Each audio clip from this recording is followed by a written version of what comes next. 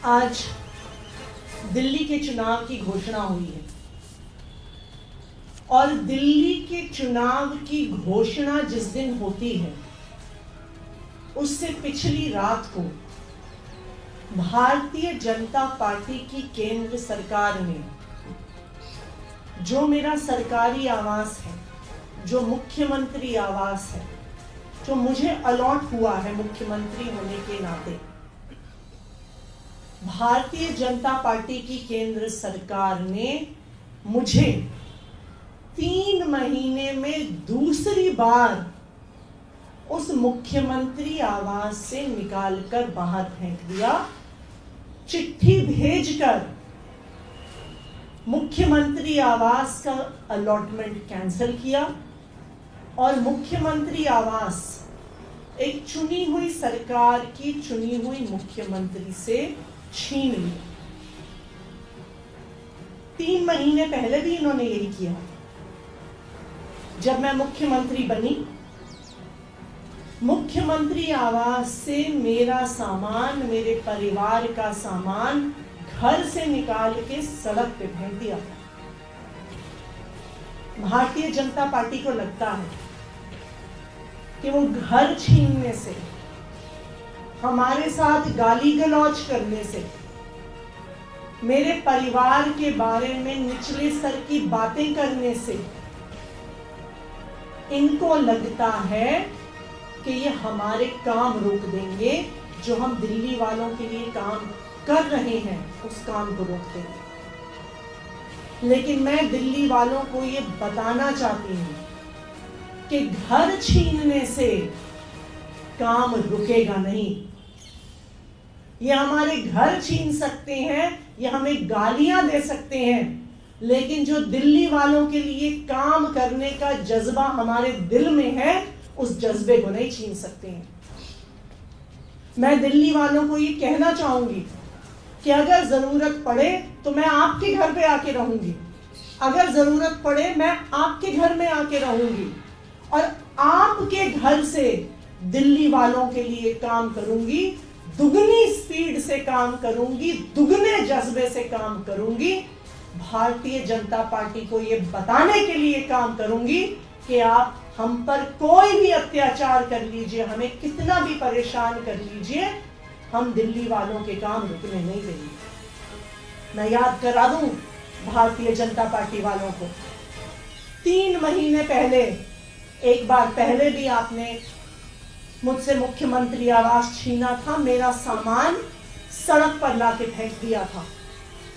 उसके बाद 3 महीने में मैंने दिल्ली की सड़कें ठीक करवाई, मैंने दिल्ली में फ्लाईओवर बनवाए, मैंने दिल्ली में अनेकों नए स्कूल बनवाए, मोहल्ला क्लिनिक में जो टेस्ट रुके हुए थे वो टेस्ट शुरू करवाए, मोहल्ला क्लिनिक में जो दवाइयां बंद कराई हुई थी वो दवाइयां शुरू करवाई, और जो अरविंद केजरीवाल जी ने वादा किया था कि दिल्ली की महिलाओं को 1000 रुपए की सम्मान राशि देंगे, उस महिला सम्मान योजना को कैबिनेट में पास कराया।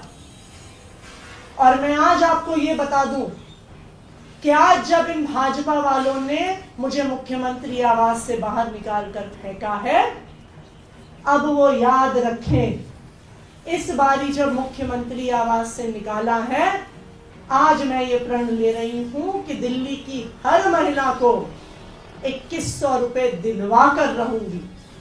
संजीवनी योजना के तहत दिल्ली के हर बुजुर्ग को सरकारी अस्पताल में, प्राइवेट अस्पताल में फ्री इलाज करवा कर रहूंगी।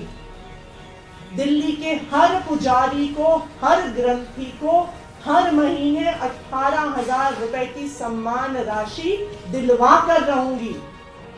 भारतीय जनता पार्टी वाले ये समझ लें कि आम आदमी पार्टी का एक एक कार्यकर्ता, एक एक नेता, एक एक मंत्री, मुख्यमंत्री अपने सिर पर कफन बांध कर निकला है, दिल्ली वालों के लिए काम करने के लिए निकला है।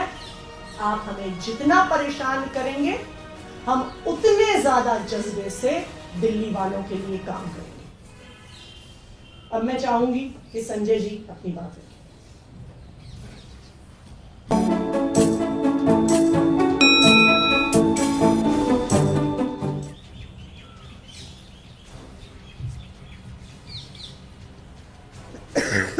अभी काफी विस्तार से सौरभ भाई ने और आतिशी जी ने बताया कि किस प्रकार से गाली गलौज पार्टी ने एक अभियान छेड़ रखा है आम आदमी पार्टी के खिलाफ, आम आदमी पार्टी के नेताओं के खिलाफ, उनको अपमानित करना, उनके बारे में रोज ऊटपटांग टिप्पणियां करना, उनको जेल में डालना। लेकिन इनका जो दुष्प्रचार है, झूठ है, वो मैं आपके सामने जरूर आज खोलना चाहता हूं। मुख्यमंत्री का आवास जो दिल्ली के मुख्यमंत्री के लिए बना है, उसको 3 महीने में 2 बार आपने कैंसिल कर दिया। उसके बारे में सारी की सारी बीजेपी, नरेंद्र मोदी से लेके उनके सारे नेता एक ही प्रचार कर रहे हैं। अरे उस मुख्यमंत्री आवास में मिनी बार बना हुआ है। अरे उस मुख्यमंत्री आवास के अंदर सोने का टॉयलेट बना हुआ है। अरे उस मुख्यमंत्री आवास के अंदर तो स्विमिंग पूल बना हुआ है। भारतीय जनता पार्टी के लोगों, मैं चाहता हूं पूरे दिल्ली और देश के सामने तुम्हारा झूठ उजागर हो। पूरी दिल्ली और देश के लोगों को पता चले कि दिन रात तुम मुख्यमंत्री आवास के बारे में झूठ बोलते हो।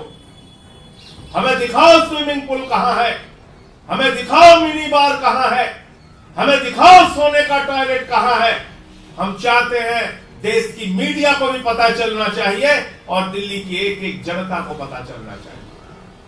और मैं चुनौती देता हूं, कल 11 बजे मीडिया वालों के साथ चलकर इस बात का फैसला हो कि एक तरफ दिल्ली के मुख्यमंत्री का आवास है जिसके बारे में दुष्प्रचार और झूठा प्रचार भारतीय जनता पार्टी कर रही है, और इसी दिल्ली में देश के राजा नरेंद्र मोदी का राजमहल है।